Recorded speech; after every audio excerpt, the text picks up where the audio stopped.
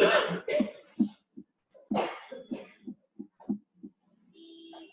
think we are going to make a notes. Yes? Good.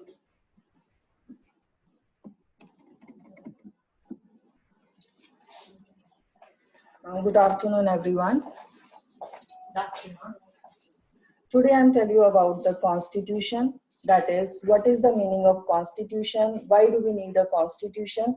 This is the topic of class 9, and almost, but it is done in almost from the 6th to 10th classes. First of all, what is the meaning of Constitution? Constitution is the meaning of rules and regulations. Shalom, how to move the slide?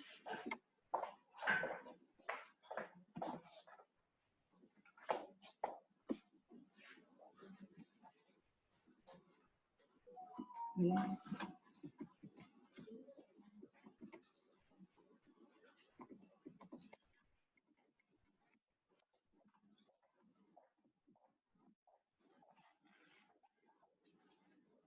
Today we will discuss about the what is the Constitution and why do we need a Constitution. Only the two topics we will discuss. That is, first of all, what is the meaning of Constitution? Constitution means the rules of the laws. Means, for example, एक example के साथ मैं आपको clear करना चाहूँगी. That is, everything we do is governed by some set of rules. For example, यहाँ पे एक example दिया हुआ है. That is soccer, means एक फुटबॉल प्लेयर्स हैं, वो प्ले कर रहे हैं, लेकिन मैं ये एग्जांपल आपको नहीं दूंगी. Only a common example. For example, कोई भी फंक्शनिंग जब हम करते हैं, ठीक है, तो उसके लिए क्या है, कोई ऑर्गेनाइजेशन है, कोई बिजनेस पर्सन है या कोई एजुकेशनल इंस्टीट्यूशन है, तो उसमें कुछ रूल्स एंड रेगुलेशंस फॉलो किए जाते हैं. सबसे फर्स्ट मैं आपको यही समझाऊंगी कि what is the rules and regulation, what is the importance of the rules and regulations. First of all, for example, जैसे हमारा एजुकेशनल इंस्टीट्यूशन है, हमारा स्कूल का एग्जाम्पल आप ले लो. यहाँ पे हमारे लिए पर्टिकुलरली रूल्स बनाए जाते हैं. मीन्स हम लोग क्या करते हैं कि उन रूल्स को इतना फॉलो नहीं करते. हमें वर्बली अगर बता दिया जाता है कि आपने इतने बजे कल आना है, ठीक है, आपने 8:50 पिन ड्रॉप है कि आपने इतने बजे आना है, तो हम क्या करते हैं कि उतने बजे ही आने की कोशिश करते हैं. लेकिन अगर हमें वो रिटर्न फॉर्म में मिलता है, ठीक है, तो हम क्या करते हैं, उसको बहुत ज्यादा कंसीडर करते हैं. हमें ये पता है कि हमने जो है वहां साइन किए हैं, इट मीन्स हमने उसको रिटर्न फॉर्म में देखा है, तो हम जो है उसको पर्टिकुलरली जो है अडॉप्ट करने की कोशिश करते हैं.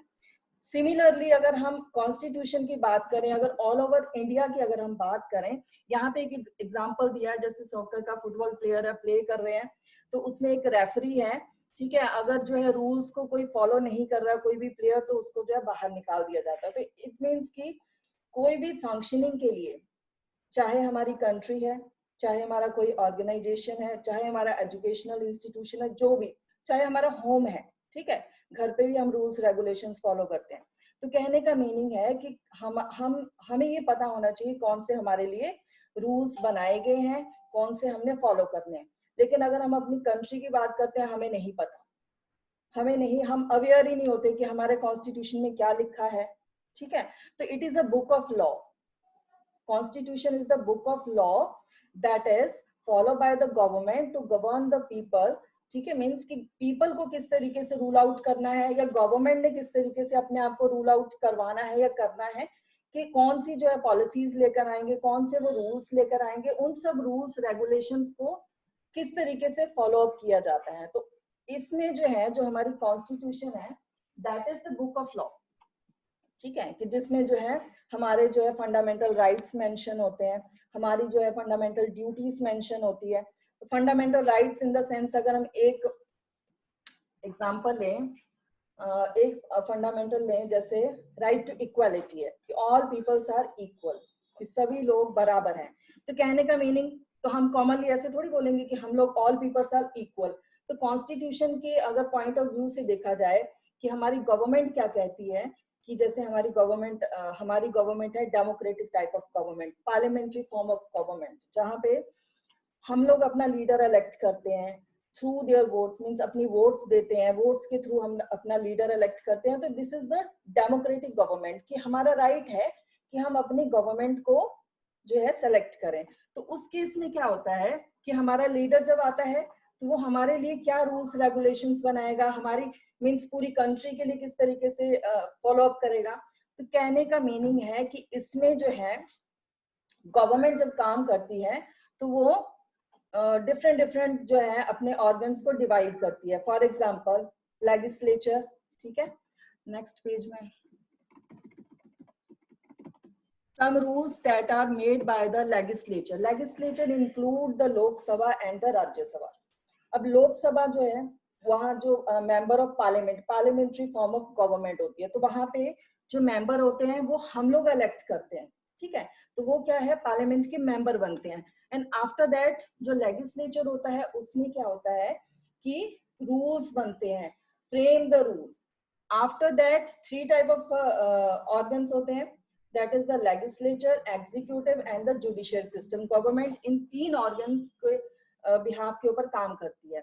लेजिस्लेचर में क्या होता है, हमारे रूल्स रेगुलेशंस जो है बनाए जाते हैं। जैसे कि आपने देखा होगा कि पार्लियामेंट में लाइव सेशन होता है, तो पार्लियामेंट में सब सारे लीडर्स बैठे होते हैं, मेजॉरिटी गवर्नमेंट भी होती है, माइनॉरिटी गवर्नमेंट भी होती है, ऑपोजिशन पार्टीज भी होती हैं, तो वहां पे डिस्कशंस की जाती हैं, डिबेट्स होती हैं। फॉर एग्जाम्पल जैसे हमारे इसमें 3 तलाक आया था, अभी 3 तलाक से रिलेटेड बहुत से ऑपोजिशंस ने, फॉर एग्जांपल कांग्रेस की पार्टी थी, उन्होंने जो है बहुत ज्यादा ऑपोजिशन किया था कि ये 3 तलाक नहीं आना चाहिए, ये सिस्टम नहीं होना चाहिए। लेकिन हमारी government majority type of government है, मींस उसके पास फुल राइट है कि वो जो है कोई भी रूल्स रेगुलेशंस फॉलो करवा सकती है।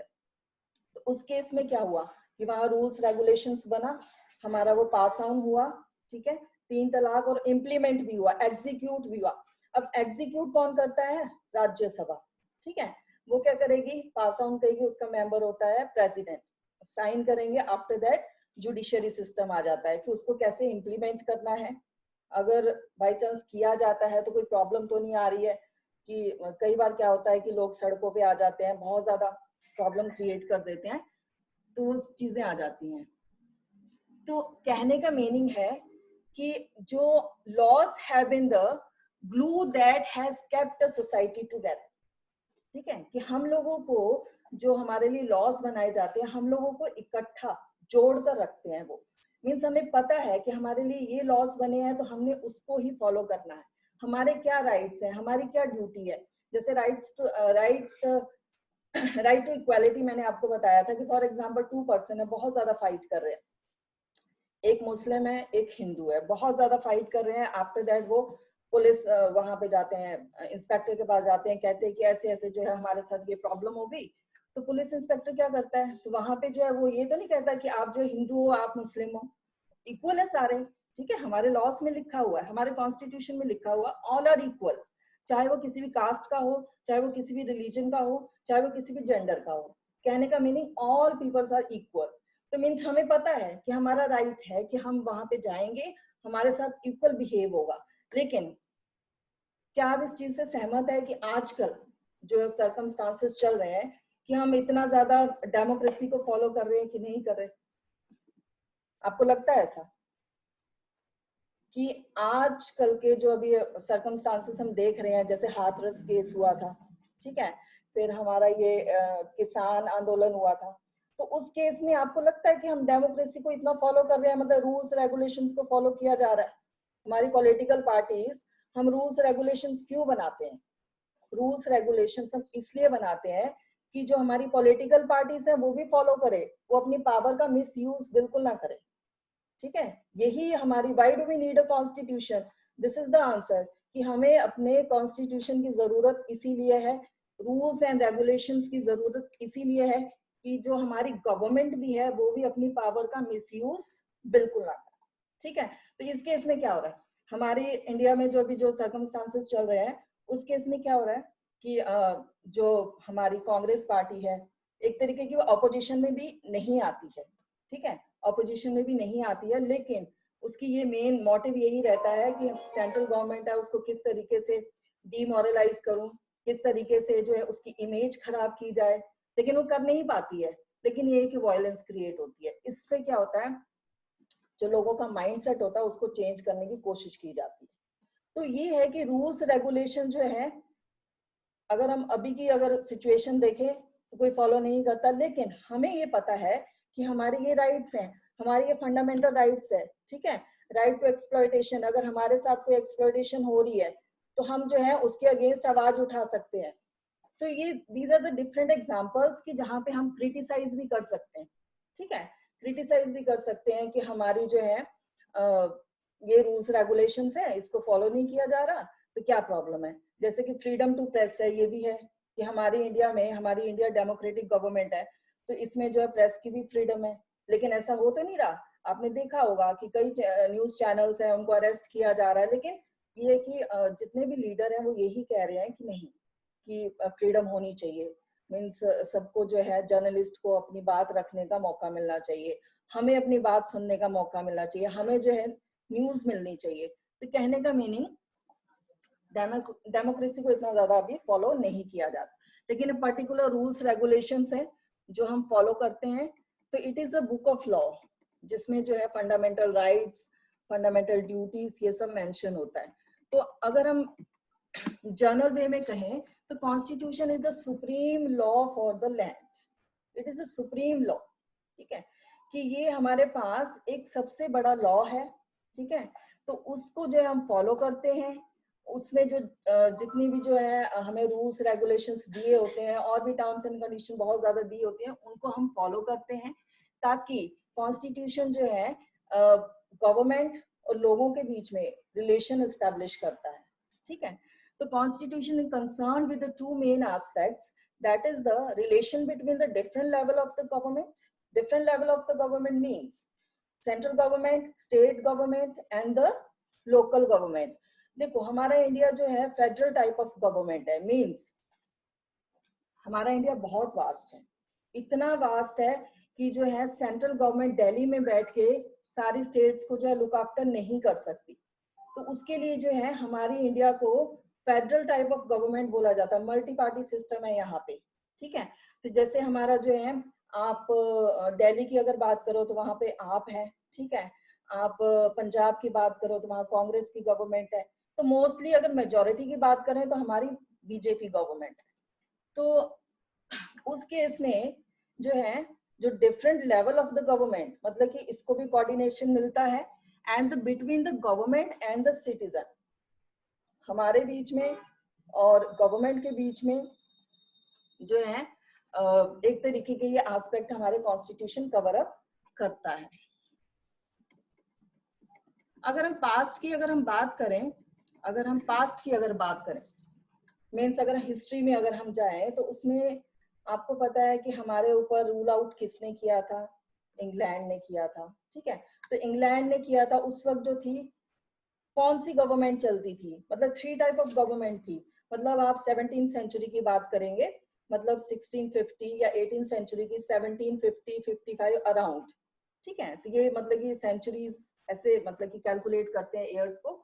तो उस केस में क्या था कि तब जो है या तो मोनार्की गवर्नमेंट होती थी या फिर डेमोक्रेटिक, डेमोक्रेटिक तो नाम मात्र थी, ठीक है, and dictatorship, 3 type of governments होती थी।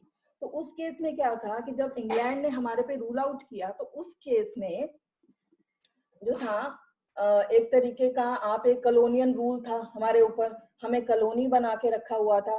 जितनी भी पॉलिसीज जो लॉस बनाए गए थे हमारे लिए, वो हम किसके फॉलो करते थे, ब्रिटिश गवर्नमेंट के फॉलो करते थे। लेकिन जब हमारी इंडिया की इंडिपेंडेंस हमें मिली, आफ्टर दैट जो इंडिपेंडेंस मिलने के बाद हमारे जो पॉलिटिकल लीडर्स थे, उन्होंने क्या सोचा, जैसे जवाहरलाल नेहरू थे, राजेंद्र प्रसाद थे, इन्होंने क्या सोचा कि हमारा भी एक कॉन्स्टिट्यूशन होना चाहिए। अब इतना बड़ा कंट्री है, हम कैसे संभालेंगे, किस तरीके से इसको रूल आउट करें, तो हमारा भी एक कॉन्स्टिट्यूशन होना चाहिए। तो इसमें जो है उसके लिए कमेटी बनाई गई, कॉन्स्टिट्यूएंट कमेटी। इसमें भी आपको क्या लगता है कि इतनी जल्दी जो है ब्रिटेन ने हमें छोड़ दिया होगा? ब्रिटेन ने हमें इतनी जल्दी नहीं छोड़ा था। उसमें भी जो है उसने बहुत ज्यादा प्रॉब्लम क्रिएट करवाई थी, मीन्स पार्टीशन करवा दिया था, पाकिस्तान एंड इंडिया का पार्टीशन हो गया था। तो इसमें जो है हमारे लीडर्स ने ये किया कि कॉन्स्टिट्यूएंट असेंबली बनाई, जिसमें कितने मेंबर्स थे, 300 मेंबर्स थे। और उन्होंने दिसंबर 1946 में मतलब कि एस्टैब्लिशमेंट की थी कि हमारा एक कॉन्स्टिट्यूशन होना चाहिए। एंड आफ्टर दैट इसको जो है कॉन्स्टिट्यूशन को फ्रेम करने में एटलीस्ट जो है 2 years 11 month एंड 17 days लगे थे। और इसके जो ड्राफ्टिंग कमेटी हेड थे वो थे डॉक्टर भीमराव अंबेडकर। मतलब बहुत ज्यादा जो है मुश्किल था कॉन्स्टिट्यूशन। आप ये लगाइए कि अगर हम पर्टिकुलर ऑर्गेनाइजेशन में काम करते हैं तो वहां पे रूल्स रेगुलेशंस बनाना कितना मुश्किल है, लेकिन उनके लिए कितना मुश्किल रहा होगा कि उन्होंने सारी एडवांटेज डिसएडवांटेज सारे जितने भी कोई कॉन्फ्लिक्ट्स ना आए, किसी भी रिलीजन को कोई इन्फ्लुएंस ना हो, इन सब चीजों को देखते हुए उन्होंने कॉन्स्टिट्यूशन जो है फ्रेम किया और इसको अडॉप्ट किया गया जनवरी 26 1950 में। ठीक है, इसीलिए हम 26 जनवरी सेलिब्रेट करते हैं। तो ये हमारा जो है ऑल अबाउट जो था कॉन्स्टिट्यूशन था, is a set of fundamental principle and और establish precedents according to which a state और अदर ऑर्गेनाइजेशन इज गवर्न, कि किस तरीके से अदर ऑर्गेनाइजेशन गवर्न होती है और किस तरीके से हमारी स्टेट कवर अप होती है। वैसे ये जो है टॉपिक बहुत ज्यादा वास्ट है, मतलब कि 20 मिनट्स पे कवर अप नहीं होगा, लेकिन मैं यहीं पे खत्म करना चाहूंगी। अगर इन केस किसी की अगर क्वेरी है, क्वेश्चन है तो पूछ सकते हैं।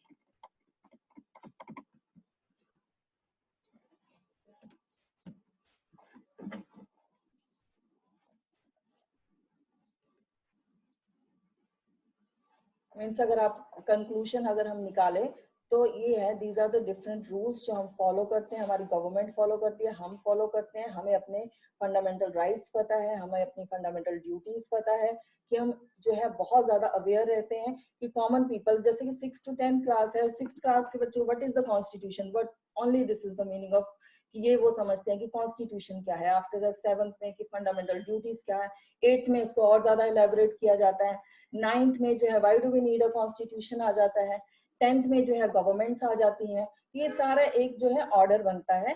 तो जस्ट मैंने वैसे पूरा इलेबोरेट कर दिया up to the 10th class तक।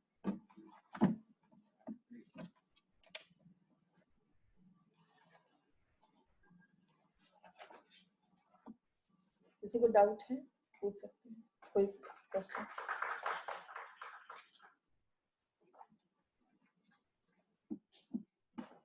मिनिमाइज करते हैं।